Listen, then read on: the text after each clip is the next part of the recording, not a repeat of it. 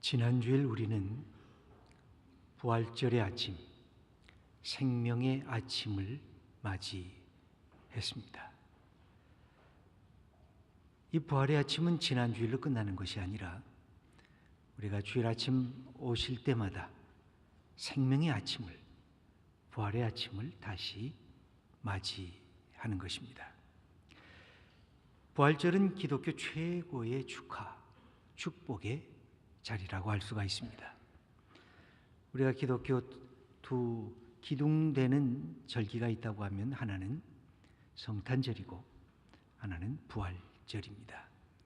성탄절이란 하나님께서 친히 인간의 모습으로 우리의 삶의 현장에 내려오셨다고 하는 것입니다. 그래서 우리의 고통, 우리의 슬픔, 우리의 눈물을 친히 아시고 함께 이 땅에서 고통받으시고 아파하셨다고 하는 것, 그게 성탄절이 이 땅에 오신 축복이라고 한다면 바로 이 성탄절이 지향하는 목표가 바로 부활절이라고 할 수가 있습니다. 인간이 그렇게 두렵고 떨어하는 죽음을 이기는 권세를 우리에게 허락해 주셨기 때문에 그렇습니다. 영원한 지옥 형벌에 받을 마땅한 우리들에게 하늘나라의 시민권을 허락해 주시고 영원한 생명을 우리에게 허락해 주신 그 징표가 바로 부활절의 축복인 것입니다. 왜냐하면 죽음이란 인류 최대의 적이기 때문에 그렇습니다. 생명의 기쁨을 빼앗아 가는 것이 죽음이기 때문에 그렇습니다. 내 사랑하는 내 자신의 삶을 빼앗아가는 이 어둠의 세력, 사탄의 세력, 그것이 죽음의 권세입니다. 그래서 우리는 부활절에 그 주님이 다시 사셨다고 하는 것을 마음껏 찬양한 것입니다. 부활절 메시지란 다른 것이 아니라 생명이 죽음보다 강하다는 것입니다. 생명이 가장 소중하다. 생명은 아름답고 찬란하다. 그래서 예수님께서 죽은 자 가운데서 사흘 만에 다시 부활하심으로 하나님이 인간에게 생명을 주시는 은혜의 하나님이신 것을 우리들에게 보여주신 것입니다. 그러면서 우리에게 가르쳐 주십니다. 이제는 죽임을 향해서 가지 말고 생명을 향해서 가라. 이제는 부활의 삶을 살아. 이것은 요청이고 명령입니다. 먼 미래에 다가올 부활도 기대하지만 지금 현재의 이 부활의 삶을 살라고 하는 것입니다. 현재 부활의 삶을 살려고 하면 미래에 대한 부활의 확신이 있어야 오늘의 삶이 죽음과 같은 어렵고 힘든 환경에 있을지라도 그것을 이겨나갈 수가 있는 것입니다. 사도 바울은 부활을 열망했습니다. 그리고 예수 그리스도의 부활의 사건에 참여하면서 우리가 죽을 몸이지만 부활에 몸을 덧입게 된다고 우리들에게 가르쳐주고 있습니다. 고린도전서 15장 44절을 보면 육의 몸으로 심고 신령한 몸으로 다시 살아나나니, 우리가 육의 몸으로 심었지만 주님과 함께 신령한 몸으로 다시 살아나느니 육의 몸이 있은즉 또 영의 몸도 있느니라고 우리들에게 알려주고 있습니다. 그러므로 우리가 이 현재를 부활의 신앙을 갖고 살라는 것입니다.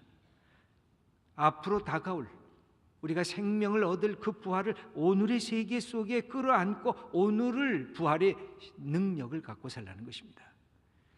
그리고 2000년 전에 일어났던 예수님의 부활 사건에 동참하면서 살라고 하는 것입니다. 이것은 조금 어려운 말로 표현하면 종말론적인 삶을 살라는 것입니다. 지금이 내 인생의 생명의 마지막 시간인 것처럼 그 생명을 즐기고 기뻐하면서 살고, 그렇지만 하나님 그분과 영원한 세계를 우리가 사는 것처럼 내가 지금 넉넉한 마음으로 살아가라고 하는 것입니다. 여러분, 오늘 읽어드린 본문에서 이렇게 부활을 산 믿음의 사람의 등장을 합니다. 스데반입니다. 저는 예전에 스데반의 이 본문을 읽어볼 때 스데반이 너무 애처로웠습니다. 스데반이 너무 아까웠습니다. 이렇게 하나님 사랑한 사람, 이렇게 부활의 확신이 있는 사람, 이렇게 예수님의 부활의 능력을 자기의 삶으로 산 사람을 하나님 조금 더 길게 살게 하시지, 저 젊을 때, 저 청년 때, 저렇게 정열이 가득할 때 죽음으로 그렇게 내몰게 한 것이 너무나 안타까운 마음으로 본 적이 있습니다. 생명을 거꾸로 산 사람입니다. 죽음이 앞에 있어도 두려워하지 않고 당당하게 그 죽음을 맞대어서 나간 사람입니다. 왜 그렇게 살 수가 있었을까요? 생명을 사는데 자기의 생명보다 더 소중한 것이 자기에게 있었기 때문에 그렇습니다. 내 생명은 30세고 내 생명은 50세고 내 생명은 80세지만 내 생명보다 더 큰 생명이 내 안에 있는 것입니다. 그것이 예수 그리스도의 생명입니다. 생명보다 더 큰 보화. 여러분, 내 나이가 몇이든 상관이 없습니다. 우리가 이 땅에서 부활의 능력으로 살려고 한다면 내 생명, 이 꺼져갈 생명보다 더 큰 하나님의 생명, 예수 그리스도의 생명이 내 안에 있음을 확인하면서 살아갈 때 우리는 죽음을 넘은 부활의 생명으로 살아갈 수가 있는 것입니다. 스데반이 이렇게 살아간 그의 모습은 그가 말씀 증거한 내용 속에서 우리가 유추해 볼 수가 있습니다. 스데반은 초대교회의 첫 번째 순교자가 되었습니다. 그것도 자기가 행한 설교 때문에 순교자가 됐습니다. 그의 설교 내용에는 무엇이 담겨 있기 때문에 순교의 길을 갈 수밖에는 없었을까요? 그 설교 내용이 7장에 쭉 기록이 되어 있습니다. 사도행전은 강연이나 설교로 가득 차 있습니다. 무려 사도행전의 3분의 1 정도가 강연과 설교로 되어 있습니다. 그런데 그 중에서 가장 긴 설교, 그것이 7장에 담겨져 있는데 스데반이 행한 설교입니다.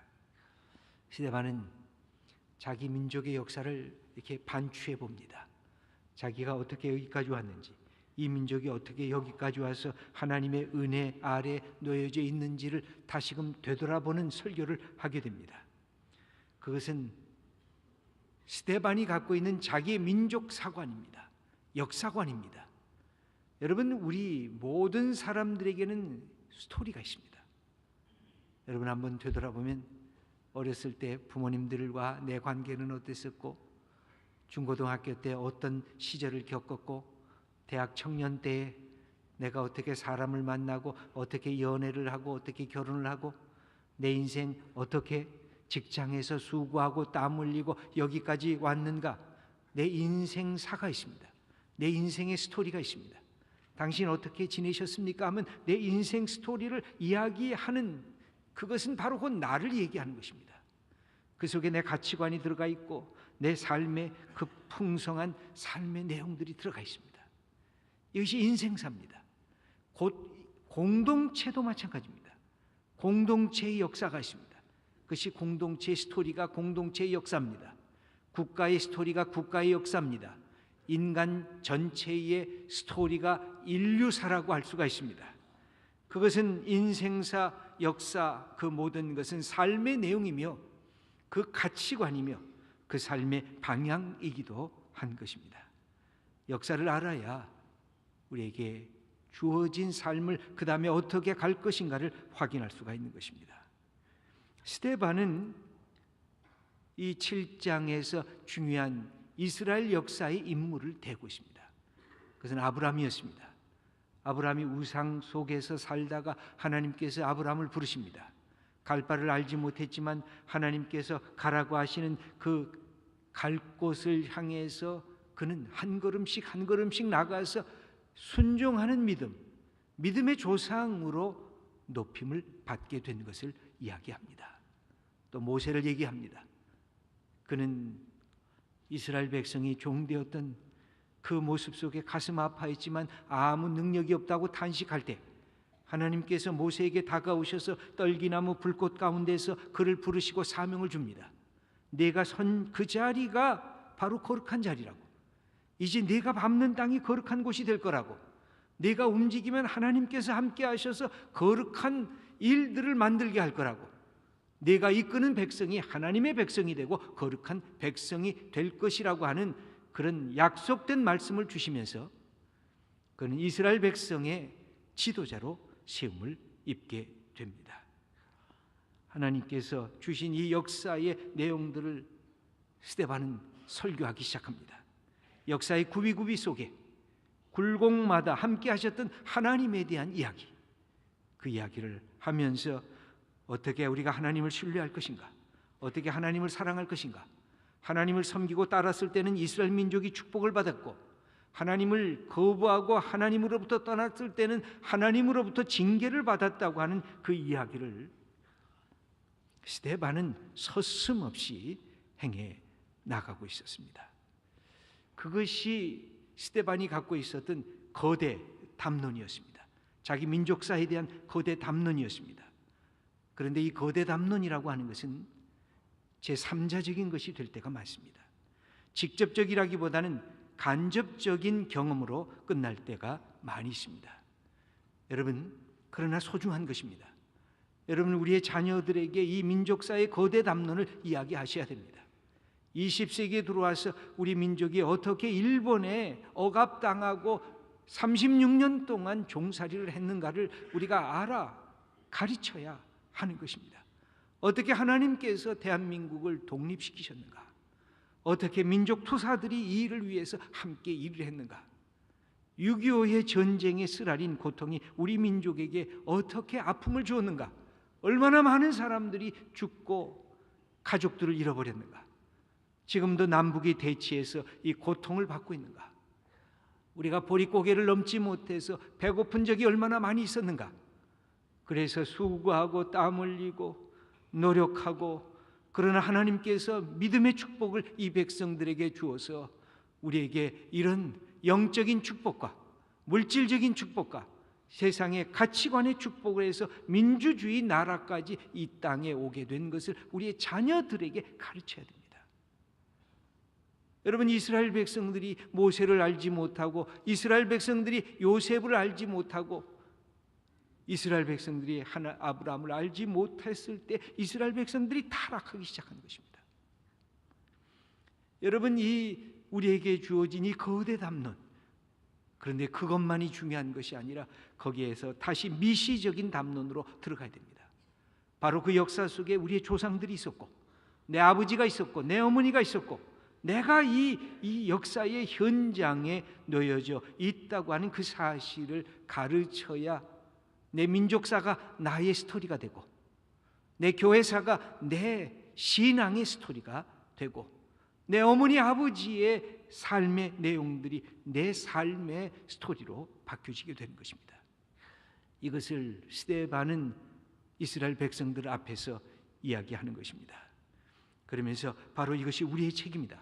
예수 그리스도가 이 땅에 오셨는데 우리가 예수 그리스도를 십자가에 못 박았다. 그러므로 우리가 회개하고 예수 그리스도를 믿어야 된다는 말씀을 하게 됩니다.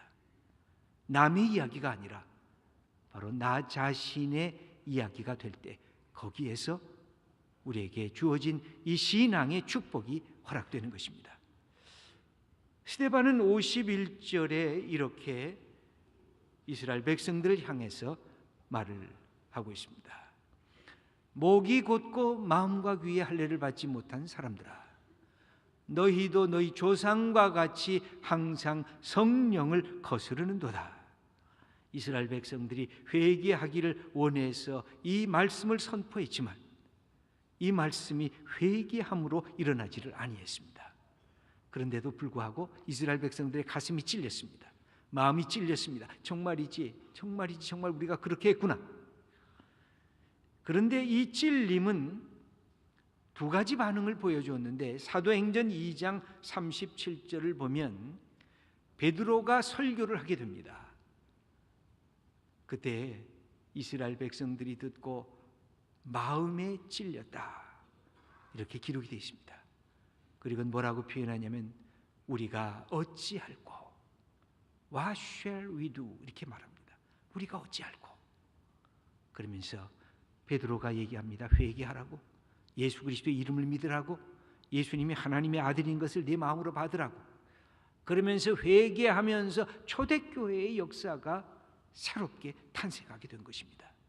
그런데 오늘 본문을 보면 똑같이 마음이 찔렸습니다. 54절에 보니까 그들이 이 말을 듣고 마음에 찔려 그를 향하여 이를 갈거늘. 여기는 마음에 찔려서 회개한 것이 아니라 마음속에 미움과 분노가 생겨서 이를 갈았습니다. 57절에 보니까 그들이 큰 소리를 지르며 귀를 막고 일제히 그에게 달려들어 아예 귀를 막았습니다. 더 듣기 싫다는 것입니다. 마음에 이미 작정하고 있었습니다. 불순종하기로, 내가 이 사람을 죽이기로, 이 사람을 거절하기로. 그러고선 귀를 막고 그에게 달려들어서 돌을 들어서 바로 하나님의 이름을 모독하는 자라고 그렇게 소리치면서 스데반에게 돌을 들어 쳐 죽게 만들었습니다. 이때 스데반이 갖고 있었던 그의 모습이 있었습니다. 이젠 죽음 앞에 섰습니다. 그런데 스데반에게는 생명의 주님이신 하나님이 그의 가슴에 있었습니다. 오늘 55절을 보면 하나님께서 생명으로 자기를 지켜주신다는 사실을 그가 알고 있었습니다. 우리 한번 55절, 56절 말씀을 계속해서 함께 읽겠습니다. 스데반이 성령 충만하여 하늘을 우러러 주목하여 하나님의 영광과 및 예수께서 하나님 우편에 서신 것을 보고 말하되 보라 하늘이 열리고 인자가 하나님 우편에 서신 것을 보노라 한데, 여기 보면 스데반이 성령 충만했습니다. 여러분, 성령 충만한지는 뭐라고 표현할 수 있을까요? 생명 충만이라고 할 수가 있습니다. 성령은 곧 생명의 영이기 때문에 그렇습니다. 이것은 예수님 충만이라고도 할 수가 있습니다. 그의 생명은 지금 꺼져가려고 하고 있습니다. 그런데 그의 마음속에는 생명의 근원이신 예수님이 그 마음속에 있습니다. 성령이 그 마음을 붙들고 있습니다. 그러면서 하늘을 우러러서 보니까 하나님의 영광이 보이고, 그 다음에 예수님께서 하나님 우편에 서신 것을 보면서 내가 하나님 우편에 예수님이 서신 것을 보느라, 그렇게 이야기를 했습니다. 그때 사람들이 귀를 막으면서 저 하나님을 모독하는 자를 보라 하면서 돌로 스데반을 치게 됩니다. 여러분, 그때 스데반은 어떤 태도를 보였을까요?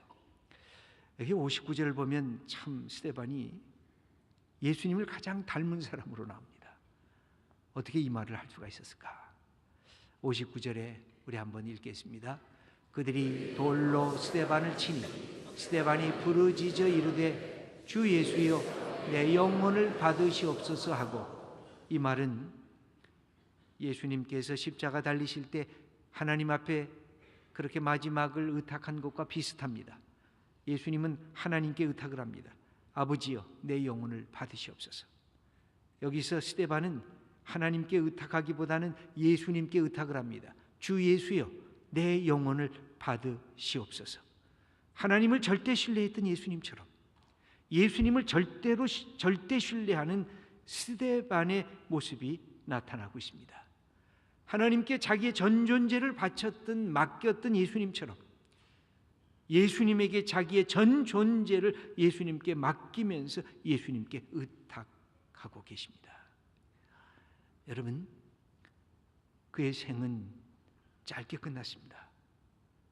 그런데 그는 죽음을 넘어선 믿음을 갖고 이 길을 갔던 것입니다. 이런 절대적인 신뢰를 갖고 있었던 그 스데반의 모습을 성경은 뭐라고 쓰고 있을까요? 보면 사도행전 6장 15절을 보시면 그의 모습을 이렇게 기록하고 있습니다. 공회 중에 앉은 사람들이 다 스데반을 주목하여 보니 그 얼굴이 천사의 얼굴과 같더라. 여러분, 천사의 얼굴 보신 적 있으십니까? 어떻게 천사의 얼굴이 생겼을까요? 저도 사실 궁금하거든요. 우리가 많은 화가들이 천사들의 얼굴을 그리고 있습니다. 천사의 얼굴이 하얗기 때문일까요? 천사의 얼굴이 멋있고 아름답게 생겼기 때문일까요? 그렇지는 않은 것 같습니다. 천사의 얼굴이란 뭘까? 그 안에 세상이 주지 못하는 평안함이 그 얼굴에 담겨져 있지 않을까? 얼굴은 뭡니까? 마음의 거울입니다. 얼굴은 뭡니까? 생각과 인격과 영혼의 표현입니다. 여러분, 우리가 아침마다 얼굴을 보는 이유가 뭘까요? 그냥 얼굴이 그냥 주름 없이 잘생긴 얼굴로 나타나기를 바라서 그럴까요? 얼굴을 보는 이유는 내 영혼의 상태를 알기 위해서 아닐까요? 내 속에 지금 기쁨이 있는가? 내 속에 감사가 있는가? 내 속에 평안이 있는가? 내 속에 하나님에 대한 사랑이 있는가? 아니면 내 영혼이 일그러져 있는가? 미움과 분노로 그 얼굴이 내 내면의 세계가 내 얼굴을 붙잡고 있지 않는가를 우리가 보고 있지 않습니까? 스데반의 얼굴에는 죽어가면서도 그 마음에 세상이 주지 못하는 평안이 그에게 있었던 것입니다. 의연한 마음의 기쁨이 그의 얼굴에 표현되어 있었던 것, 그것이 바로 천사의 얼굴과 같은 모습이었습니다. 그는 하나님이 그 영광을 보면서 하나님 우편에 서신 예수님을 보았습니다. 보통 예수님은 하나님 우편에 앉아 계신 것으로 되어 있습니다. 그런데 스데반이 본 것은 옆에 서 계셨습니다. 많은 학자들이 이것을 해석을 합니다. 이게 무슨 뜻일까? 아마 스데반이 그 마지막 순간에 죽는 모습을 보면서 예수님이 이 스데반의 영혼을 맞이하고 싶은 그런 모습에서 벌떡 일어나셔서 스데반을 맞이하고 계신 것은 아닌가. 스데반, 수고했구나. 애썼구나. 내가 너를 맞이하리라. 영원한 생명으로 맞이하리라. 내 은혜가 내게 족하구나 하는 하나님께서 주신 바로 그 모습인 것입니다. 그때에 스데반이 갖고 있었던 마음에 따뜻한 사랑, 용서하는 마음이 생겼습니다. 60절 말씀을 우리 함께 읽어보도록 하겠습니다. 무릎을 꿇고 크게 불러 이르되 주여 이 죄를 그들에게 돌리지 마옵소서, 이 말을 하고 자니라. 이것도 예수님의 마지막 말씀과 유사합니다. 저들이 자기 하는 것을 알지 못합니다. 저들을 용서하시옵소서. 마지막에 용서하는 마음을 갖고 그의 인생을 끝마치게 됩니다. 스데반은 육신으로는 죽었습니다. 그런데 살아서 우리들에게 말씀하고 있습니다. 여러분, 생명을 사는 게 뭘까요? 오래 사는 것이 생명을 사는 것일까요?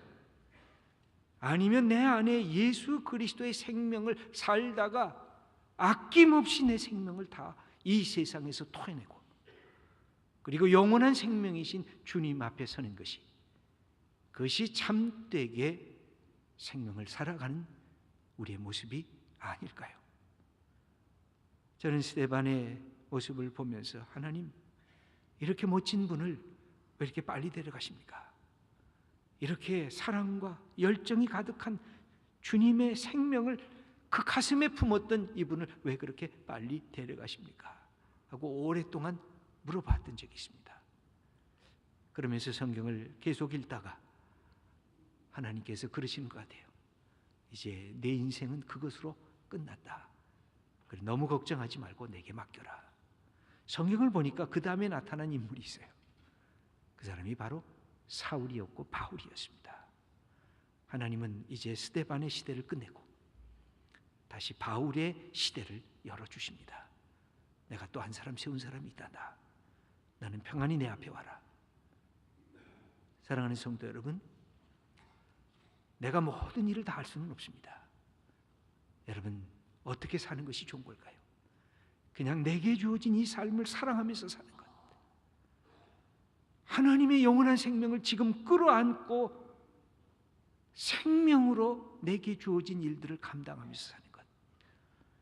미워하고 투정하고 불평하면서 인생을 낭비하는 것이 아니라 어떻게 하나님이 내게 주신 이 생명을 사랑하고 사람을 살리고, 그것이 하나님께서 우리에게 주신 죽음을 넘어서는 믿음의 사람들이 갖게 되는 인생, 그 모습인 것입니다. 우리 성도 여러분, 부활절 지나가는 것이 아닙니다. 우린 주일마다 부활절을 맞는 것입니다. 그리고 일주일 동안 이 생명으로 살아가는 것입니다. 우리 이 생명을 품고 이 시대에 어둠이 있는 곳, 이 시대의 죽임을 향해서 가는 곳에 살림의 역사를 만들어가는 우리 귀한 성도님들 다 되시기를 축원합니다. 기도드리겠습니다.